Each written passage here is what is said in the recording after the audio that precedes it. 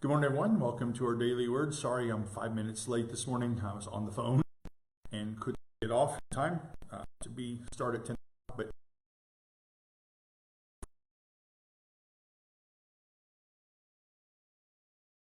But so this is acting weird or pausing or pixelating. I apologize for that. Not sure exactly what's going on with that. But anyway, it's going to be a really hot day today, 96. It's already hot. So if you can stay in today, I would probably stay in, as that's my plan. I'm just going to be here trying to get my work done. And so anyway, so for our scripture for this morning, it's from the book of Jeremiah, chapter 1, verses 4 through 5. And these are some powerful words that people have used in lots of ways. To express them, to validate some arguments. There is lots of things to say about this, but for me, it's kind of specific.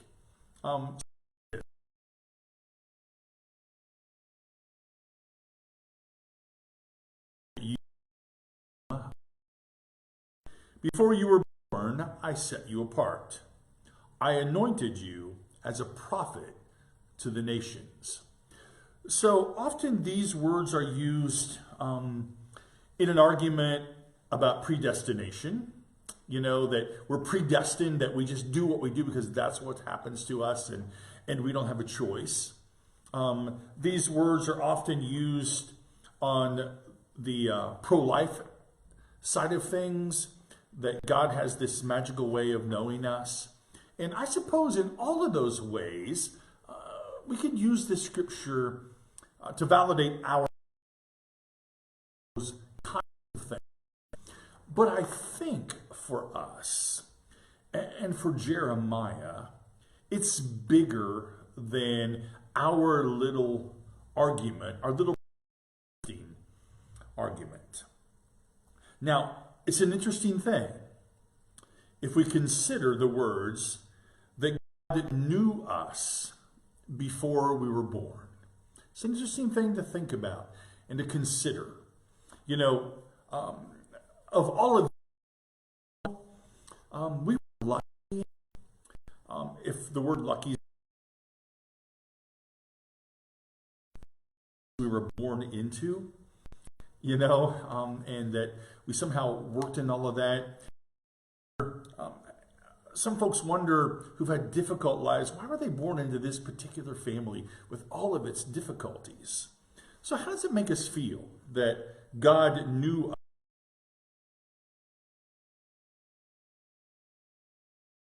our take on what this scripture might mean? Before the light broke and before our eyes were born, so yesterday I got to meet Major's newest baby. She's a couple weeks old. Her name is Renan, and she's just little, you know, in her seat. And, you know, 2 weeks ago, Betsy was here. She was due the next day, and we had this big conversation. And finally, Renan was born. And from the darkness of the womb, she was born into the light. We're like that, you know. But then the light breaks on us. And God knew us and knows us. But then we wander off and do our own thing. We sing a song when we baptize babies. They're the word baptized to see your life unfold. If you find times you wander off and you just go your own way, the song reminds us that God's still there. Before we wander off to do our own thing, God knows us. When we trip and fall, make mistakes and fall from grace, it seems God knows us. Before we make decisions in life that run away from God's call or aren't always open to God's call in our lives, God knew us and God knows us. God sets us apart and says to us, don't be afraid. I am always with you. You see, for me, this text isn't about predestination at all. It's not about whatever argument you want to use on this side of abortion or pro-life or whatever it is, it really is about the God who knows us and knows us right where we are and doesn't leave us. And at some point, little people make their way into bigger people and the teenagers, and we wander off and try to find our own way, and God knows us. And we make mistakes. We, as I said earlier, we fall from grace, it seems, and God knows us.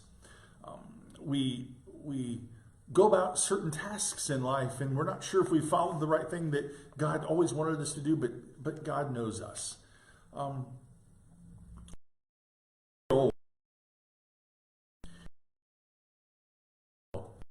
And God knows us. We struggle with all the chaos in our world and all the things that are going on in our midst. And God knows us. We're unsure what the future holds. God knows us. There are lots of predictions about the future of the economy and whatever that's going to look like. God knows us. You see, the good news about this text, for Jeremiah's point and for ours, is that while we run and we hide, we don't escape God.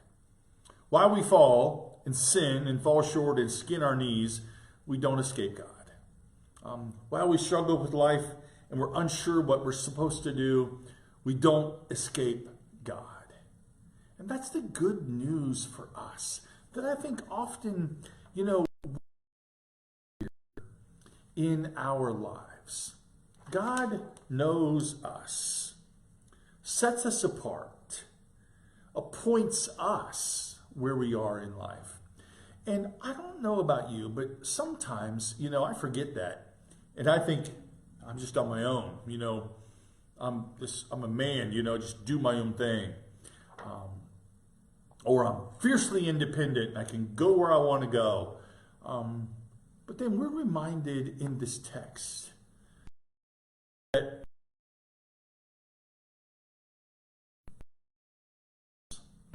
when we wander off and do our own things because we're stubborn, God knows us. When we trip and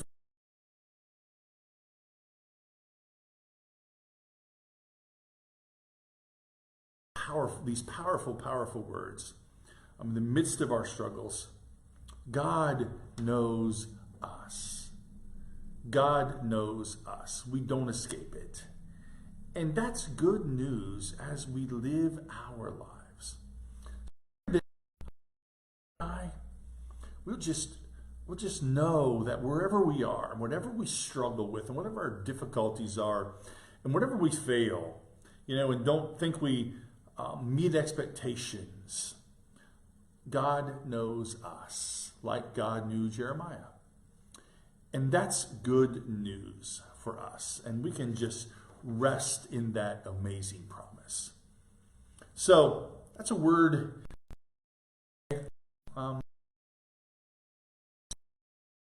needed to hear and to be reminded of.